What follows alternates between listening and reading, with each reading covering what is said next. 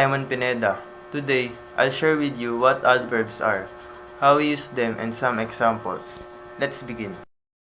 What is an adverb?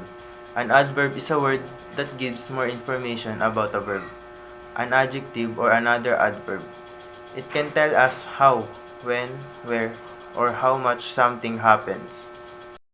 Examples of adverbs. Manner tells how something is done. Examples: gently, quickly, and loudly. Time tells when something happens. Example: today, soon, and always. Tells where something happens. Examples: nearby, upstairs, and outside. Degree tells how much or to what extent. Examples: to, quiet, and almost. So how do we use adverbs? Adverbs are used to make sentences clearer and more specific. They add detail to actions or description. Example: instead of he speaks, we will do it he speaks loudly. Example sentences.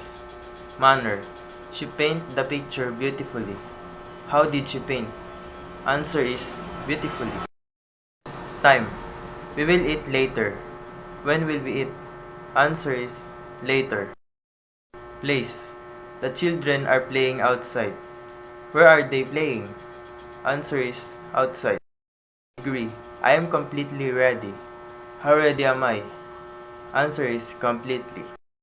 That's my report about adverbs, their meaning, kinds, usage, and examples. Thank you.